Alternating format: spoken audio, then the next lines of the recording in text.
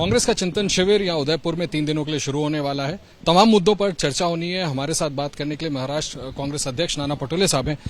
पटेल साहब, मैंने आपका एक बयान देखा कि इस चिंतन शिविर में आप लोग महाराष्ट्र अघाड़ी जो गठबंधन है उसको लेकर के भी चर्चा करने वाले हैं। एनसीपी पर बड़ा तीखा हमला किया आपने।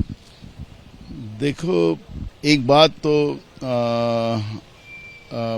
बताना जरूरी है कि महाराष्ट्र में जो अंधेरे में एक सरकार बनी थी और वो 80 घंटे में वो सरकार गिरने के बाद हमारे नेता सोनिया जी गांधी को, शरद पवार जी हो, उद्धव ठाकरे जी हो, जाके मिलकर उन्हें आग्रह किया कि सरकार में आप शामिल होने की। और उस समय सोनिया जी ने कहा कि हम बीजेपी को रोकने के लिए इस सरकार में शामिल हो रहे हैं, एकदम स्पष्ट रूप में कहा था। और कोई हम लोगों ने वहां पर कोई निगोसिएशन नहीं किया। जो भी सरकार में शामिल होने के लिए हमने शामिल हुए, लेकिन गए 2.5 साल में एनसीपी कांग्रेस को नुकसान पहुंचाने का काम कर रही है।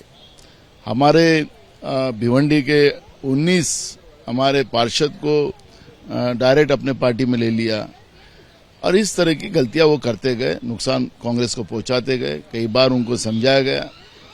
अभी हमारे यहाँ पर जिला पंचायत के ऑफिस बेरर के इलेक्शन थे, उसमें हम लोगों को आखिरी तक उन्होंने कहा कि हम बैठकर निर्णय करेंगे, लेकिन आइन समय में उन्हें बीजेपी से अलायंस करके उनसे जिला पंचायत बनाई। तो हमने पीठ में चुरा कोपने का उनको हमने आरोप लगाया और वास्तविक था, और वही तकलीफ उनको हुई है। आखिरी हम दोस्ती करो तो पूरी करो, दुश्मनी करो तो सामने से करो, यह भूमिका कांग्रेस की है और इसलिए हमने ये बयान किया था। क्या सर इस चिंतन शिविर में उस पर भी चर्चा होगी? बिल्कुल, हर राज्य के बारे में यहाँ चर्चा होगी और जो अलायंस महाराष्ट्र में है उसके बारे में जो कॉमन मिनिमम प्रोग्राम जो मैडम सोनिया जी ने जो महाराष्ट्र की सरकार को दिया था उसके बारे में भी चर्चा होगी। अलायंस में क्या चल रहा है उसके बारे में चर्चा होगी और हम उस बात को रखेंगे अपने हाईकमांड के सामने, क्योंकि वास्तविकता रखना मैं प्रदेश अध्यक्ष करके ये मेरी जवाबदारी है और वस्तुस्थिति में हमारे हाईकमांड के सामने रखूंगा। पटोले साहब, फिर आप जब ये इशू को रेज करेंगे तो आप चाहते क्या है कि क्या एनसीपी के साथ ये अलायंस नहीं चलनी चाहिए? देखो, अलायंस चलना या ना चलना ये बात का इशू, जो हाईकमांड उसमें डिसीजन लेंगे। जो स्थिति वहां पर दोस्ती के आड़ में हो रही है उस बात को अवगत कराना मैं प्रदेश अध्यक्ष कर हाईकमांड के पास रखना ये मेरा दायित्व है, वो मैं रखूंगा। हाईकमांड उसमें डिसीजन है। आपने अभी कहा कि बीजेपी के साथ उन्होंने तालमेल कर लिया था, तो क्या आपको लगता है कि बीजेपी के साथ कोई टैसिट अंडरस्टैंडिंग चल रही है एनसीपी की? उनके अंदर की क्या बात है हमें पता नहीं, लेकिन जो लोग जिस तरह से बीजेपी को मदद कर रहे हैं, इसका मतलब ही जो है जो आप बात कर रहे हैं उसी तरह वो मकसद होगा उनका। और एक बार स्पष्ट होना चाहिए, और मैंने कहा कि दुश्मन सामने का पुरता है, लेकिन साथ में रहकर अगर पीठ पे छुरा को कसने का काम होता हो तो ये कतई ये बात अच्छी नहीं है और कांग्रेस इस बात की स्पष्टता लोगों के सामने रखेगी। सर, मैं जरूर आपसे पूछना चाहूंगा कि अगर पीठ में छुरा भोंकने का आप आरोप लगा रहे हैं, उस पार्टी के शीर्ष नेता हैं शरद पवार साहब, आपको उनसे भी शिकायत है?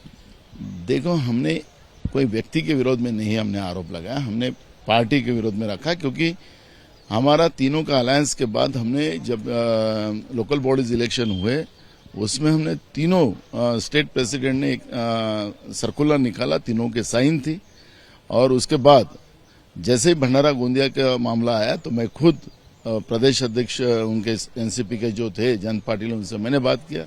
उनके शीर्ष नेता उस एरिया के प्रफुल्ल पटेल, उनसे मैंने बात किया और उन लोगों ने आखिरी तक हम लोगों को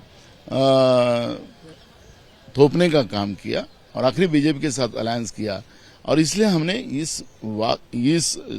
शब्द को यूज किया, तो हमने पार्टी को किया, हमने किसी व्यक्ति को नहीं किया। आखिरी सवाल, क्या शिवसेना के साथ अलायंस को लेकर के किसी तरह की कोई चिंता, उसको भी आप रेज करेंगे? देखो, शिवसेना के बारे में हमारा कोई आरोप नहीं है। शिवसेना से कोई हमसे धोखाधड़ी नहीं हुई है और उसके बारे में कोई बताने का कोई कारण नहीं।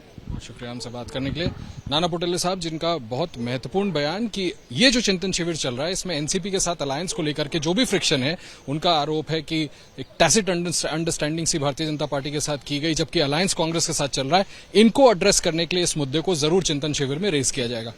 कैमरामैन राजेश के साथ आशीष कुमार सिंह, एबीपी न्यूज, उदयपुर।